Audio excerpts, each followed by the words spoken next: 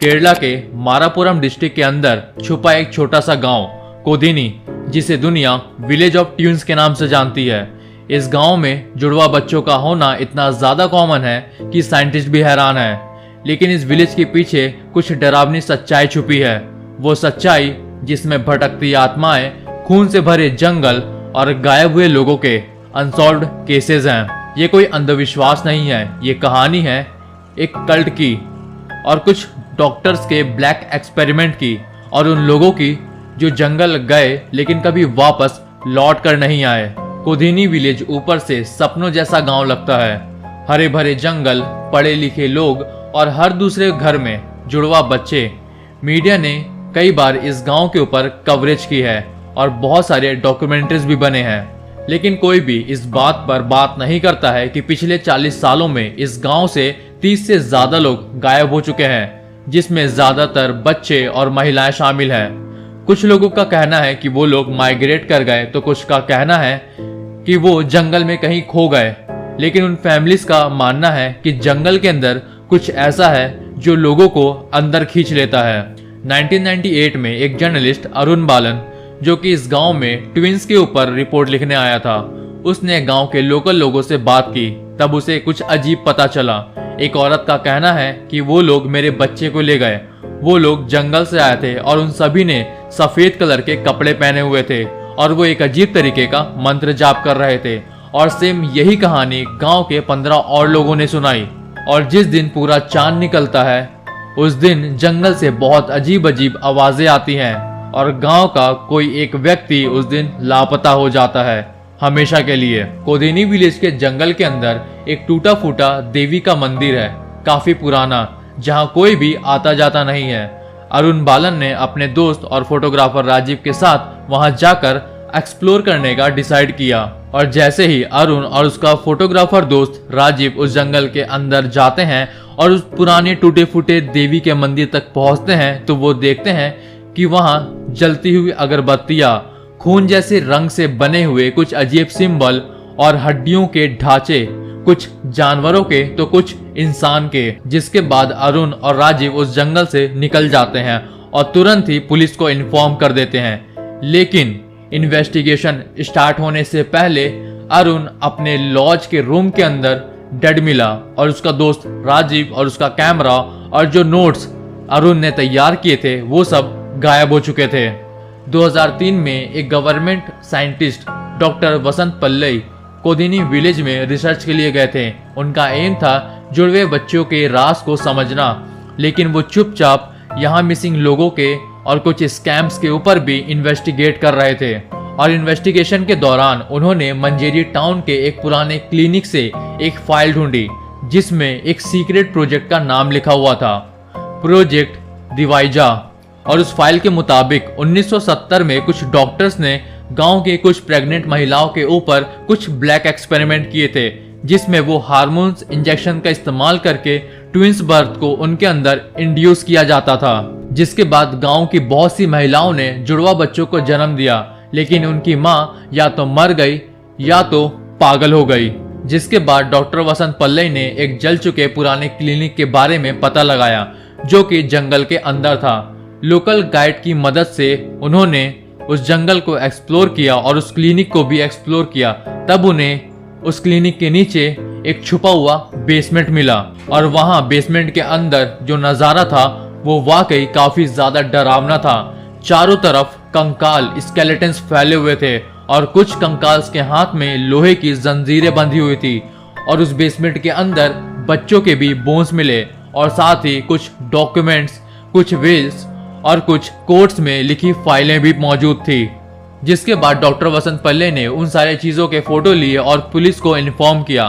लेकिन 3 दिन बाद डॉक्टर वसंत पल्लई भी गायब हो गए और जितनी भी फोटोज, जितनी भी फाइल्स उन्होंने रेडी की थी वो भी सारी गायब हो चुकी थी और पुलिस ने भी कुछ एक्शन नहीं लिया। और 2008 में एक बूढ़ी औरत पार्वती जंगल के पास भटकती मिली। वो एक मेंटल पेशेंट थी। जब उसका डीएनए टेस्ट करवाया गया तब पता चला कि वो एक ऐसे फैमिली से बिलोंग करती थी जिन्होंने उसे 1977 में डेड यानी कि मरा हुआ डिक्लेयर कर दिया था। और उस बूढ़ी औरत ने सिर्फ इतना कहा, वो मेरे बच्चे ले गए, उन्होंने मेरे खून में कुछ डाला था। बच्चे नीचे रहते हैं जो कभी वापस नहीं आते, और पार्वती वही औरत थी, प्रोजेक्ट डिवाइजा की सर्वाइवर। सब ने उसे पागल कहा, लेकिन एक लड़की अंजलि ने उसकी बातों पर विश्वास किया। जिसके बाद अंजलि ने रिकॉर्ड्स को ढूंढना शुरू किया। उसने गांव के लोकल लोगों से बात की। तब उसे पता चला कि 1970 में गांव के जंगल के अंदर मिलिट्री ट्रक्स आते थे। लोगों ने देखा था। अंजलि ने गांव में घूम घूम कर लोगों से बात कर करके एक लिस्ट बनाई, जिसमें 67 महिलाएं लापता हो गई थी और कोई भी एफआईआर दर्ज नहीं की गई।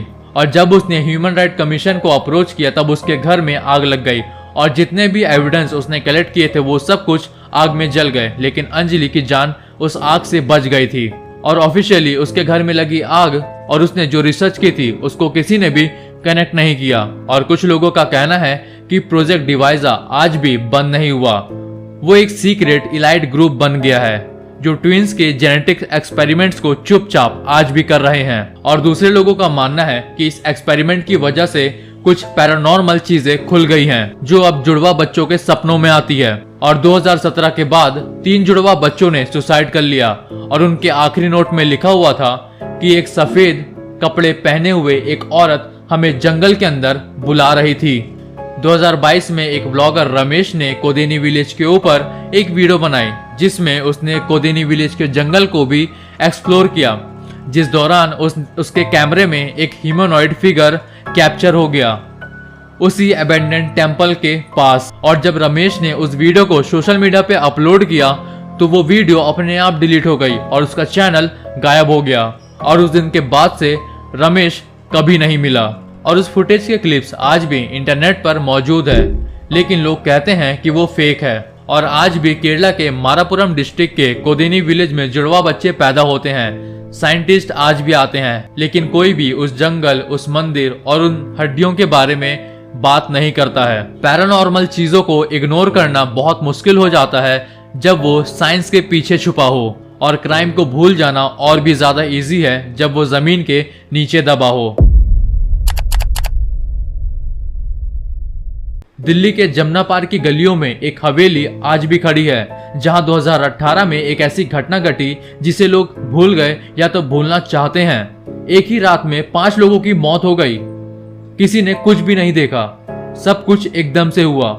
यहाँ तक कि पुलिस भी कंफ्यूज है, एक्सीडेंटल, मास सुसाइड या सुपरनैचुरल एंटिटी। लेकिन हर कोई सिर्फ एक ही बात बोल रहा था, वो लड़की बदल गई थी, उसके अंदर कुछ तो अजीब था। मिश्रा फैमिली, जो कि जमुना पार के एक पुराने एरिया भागीरथी इनक्लेव्स में रहते थे, और इस फैमिली में 5 लोग थे। राजीव मिश्रा जो कि फादर थे और उनकी उम्र 52 साल थी। सुनीता मिश्रा जो मदर थी, उनकी उम्र 48 साल थी। नेहा मिश्रा जो कि 22 साल की थी, बेटी। दीपक मिश्रा जो कि बेटा था 17 साल का। और इस घर में सबसे बड़ी दादी थी, यानी कि राजीव की मदर, जिनकी उम्र 80 साल थी। एक सिंपल मिडिल क्लास फैमिली जिसका कोई भी क्रिमिनल बैकग्राउंड नहीं था। राजीव डीडीए में काम करता था और नेहा एक प्राइवेट कॉलेज में बीए साइकोलॉजी की स्टूडेंट थी, और सब कुछ नॉर्मल चल रहा था जब तक प्रिया अपने कॉलेज के न्यू प्रोजेक्ट के लिए पोजीशन माइंड कंट्रोल पर रिसर्च नहीं करती है। नेहा अपने 2 दोस्त रिचा और इकबाल के साथ अपने कॉलेज प्रोजेक्ट के लिए एक old real life Ouija board session conduct करती है। उन्होंने दिल्ली के दरियागंज के एक पुराने बुक स्टोर से 1972 का एक ओरिजिनल औजा बोर्ड खरीदा। और जब पहली बार सेशन हुआ तो कोई रिस्पांस नहीं आया, लेकिन तीसरे दिन कुछ अजीब हुआ। औजा बोर्ड के पजलंटे खुद ब खुद हाँ लिखने लगे। रिचा और इकबाल घबरा गए, लेकिन नेहा काफी ज्यादा क्यूरियस थी। नेहा ने आगे सेशंस को कंटिन्यू रखा और बोर्ड ने एक नाम दिया, राका। राका बताता है कि वो दिल्ली का दरोगा था जिसे 1857 के टाइम पर जिंदा जला दिया गया था। नेहा रात के समय रोज राका से कांटेक्ट करने लगी और धीरे धीरे नेहा का बिहेवियर चेंज होने लगा और नेहा पहले से ज्यादा विड्रॉन हो गई थी। उसका चेहरा पिछले महीने के कंपैरिजन में ज्यादा पीला और डल दिखने लगा था। वो रात के समय बिना किसी से बात किए डायरी लिखा करती थी और अक्सर दादी कहा करती थी कि इसके अंदर कुछ है, यह हमारी नेहा नहीं है, इसकी आंखों में कोई और बोलता है। और एक रात दादी ने देखा कि नेहा मिरर के सामने बैठकर अपने आप से बात कर रही थी, लेकिन नेहा की आवाज पूरी तरीके से बदल चुकी थी। उसकी आवाज काफी ज्यादा भारी हो चुकी थी, एकदम एक मेल टोन की तरह। और अगली सुबह 5 बजे पुलिस को कॉल किया गया। मिश्रा फैमिली के घर से एक अजीब बदबू आ रही थी। जब पुलिस पहुंचती है तो दरवाजा अंदर से बंद था और जब दरवाजे को तोड़ा गया तो पुलिस भी देखकर हैरान रह गई, क्योंकि घर के अंदर चारों तरफ लाशें बिखरी हुई थी। राजीव मिश्रा का गला काटा गया था और सुनीता मिश्रा को पॉइजन दिया गया था। दीपक मिश्रा की आंखों को निकाल लिया गया था और दादी का सर अलग करके उनके चेस्ट पर रखा गया था। और नेहा की बॉडी वॉशरूम में थी और उसके हाथ में औजा बोर्ड के पचलंटे थे और उसकी आंखों से खून निकल रहा था। सबका मर्डर किसने किया, ये सवाल हर किसी के मन में था। सीसीटीवी नहीं मिला और घर अंदर से लॉक था। पुलिस ने पूरे घर को इन्वेस्टिगेट किया, जिसके बाद नेहा के रूम से एक डायरी मिलती है जिसमें लिखा हुआ था, राका आता है, मेरे अंदर रहता है, मैं उसकी पत्नी थी पिछले जन्म में, उसने वापस आने का वादा किया था, अब सबको सजा मिलेगी। और डायरी के आखिरी पेज में यह भी लिखा हुआ था, आखिरी खून पूरा हुआ, अब वो आजाद है। नेहा के कॉलेज के साइकियाट्रिस्ट का कहना है कि उसे डिसोसिएटिव आइडेंटिटी डिसऑर्डर के सिम्टम्स हैं, लेकिन औजा बोर्ड और कल्ट रेफरेंस इस केस को और भी ज्यादा डार्क बना देते हैं और मीडिया ने इस केस को जमुना पार घोस्ट मर्डर्स का नाम दे दिया। एक तरफ साइकोलॉजिकल डिसऑर्डर्स के एंगल थे तो वहीं दूसरी तरफ पैरानॉर्मल एक्टिविटीज के, और ये केस आज भी अनसॉल्व्ड है। No fingerprints, no forced entry और नेहा की डेथ कॉज इंटरनल हैमरेज। और लोकल्स का ये भी कहना है कि उस हवेली के अंदर से आज भी रात के समय आवाजें आती हैं और मिरर के सामने कोई और दिखाई देता है। नेहा की कहानी यहीं खत्म होती है या शायद नहीं। आज की वीडियो आपको कैसी लगी कमेंट करके जरूर बताइएगा, क्योंकि हमारा चैनल का जॉनरा हॉरर प्लस क्राइम पर बेस्ड है। अगर ऐसी ही कहानी आपको और चाहिए तो कमेंट करके जरूर बताइएगा। इस वीडियो को लाइक जरूर कीजिएगा और चैनल को सब्सक्राइब कर दीजिएगा आने वाली और इंटरेस्टिंग और हॉरिफिक वीडियोस के लिए।